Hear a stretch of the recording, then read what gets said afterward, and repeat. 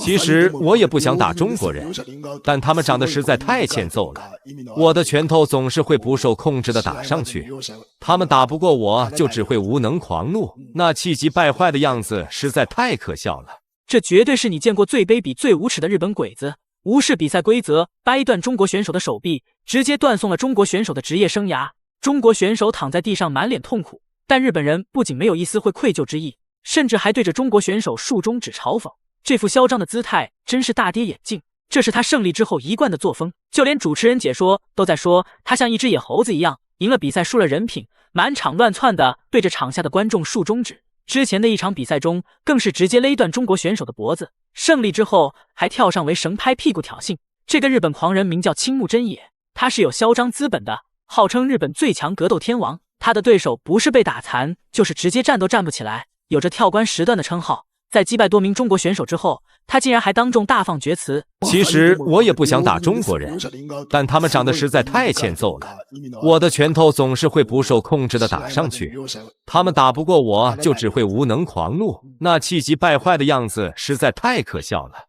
嚣张是要付出代价的，这次终于翻车了。将他暴揍 KO 的选手名叫李胜龙，李胜龙是美国国籍，他还有个姐姐李胜珠，家里都是格斗世家，实力也是非常凶狠的。我们一起来看一下吧。在比赛正式开始前，望兄弟们动动发财的小手点个赞，小编祝兄弟们发大财。比赛开始，黑色短裤青木真也，白色短裤李胜龙。在青木穿的是黑色的短裤，相信两个人之间的较量在拳馆训练的时候已经反复出现了，应该有过经常的私下的对练啊。但是在这样的比赛当中呢，这比赛的氛围和感觉和平时对练是完全不一样的。没错。今天呢，青木还是需要小心，在比赛当中可能会有冷拳的出现。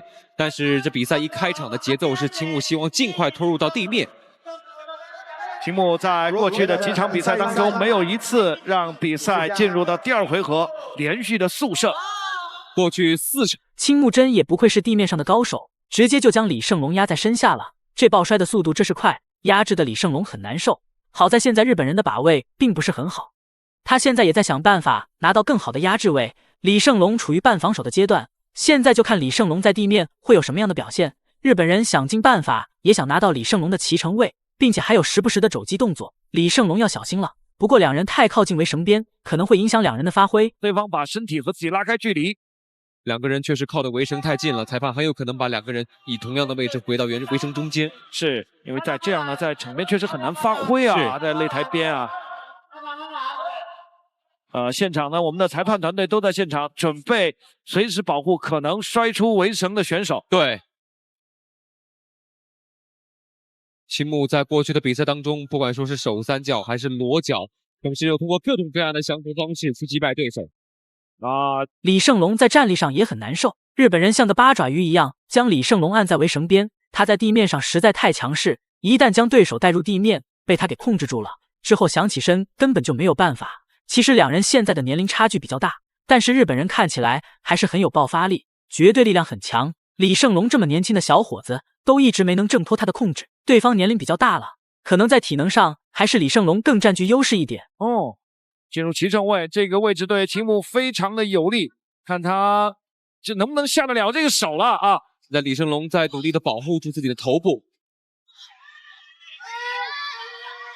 这个骑乘位做得非常的深，是一瞬间没有办法那么快的就能够挣脱出来。现在李胜龙非常需要小心自己的右手手臂，同时的话还在做下砸肘。我们知道这个砸肘很有可能直接让对方脸上出现创口的，迅速打开，这个打开之后，此时的日本人已经完全拿到了骑乘位，这时候李胜龙想起身只会更加的艰难，不断的尝试起桥，而日本人可是有着跳关10段的魔鬼选手，他总能有办法压制对手。这回合还有将近一半的时间，李胜龙如果没有办法起身的话，那接下来的时间足够日本人做出降服的动作了。李胜龙一直在尝试起身，不过这时候不能有一点漏洞给对手。哇！李胜龙还要坚持吗？还要坚持，李胜龙还在试图挣脱。哇，肩关节已经要脱臼了。李胜龙，好的，脱出来了，厉害！哇，果然是年轻人啊！而且青木这次的腿锁的并不是非常的好但是这个时候的话，应该李胜龙的手臂已经感觉够呛了。现在进入到了半防，刚才的10字固真是惊险，好在李胜龙意志力足够坚强，要是放在一般人身上，可能当场就被 KO 了，并且下场还是手臂被掰骨折。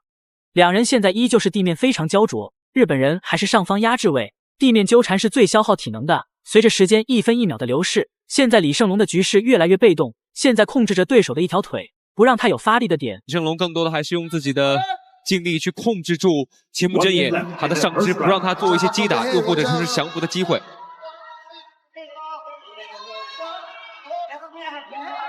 又进入齐正位了，齐正位刚才呢会要求2个人保持相同的位置，回到场地的当中。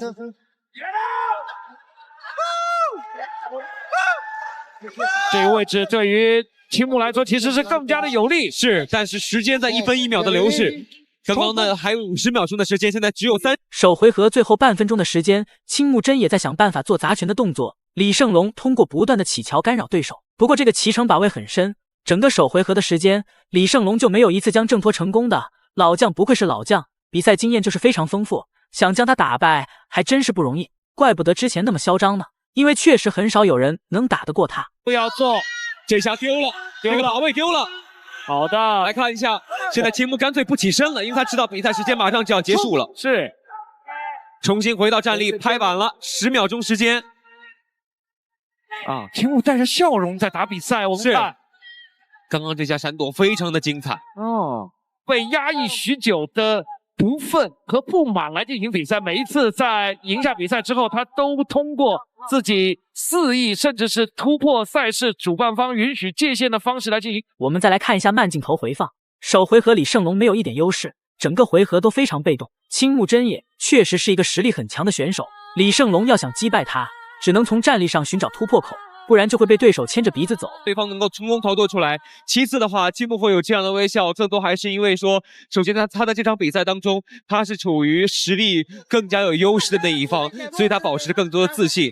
同时的话，对方和自己都是来自同样一个拳馆，而且两人之间已经再熟悉不过了，所以没有必要有这种剑拔弩张的气氛和心态。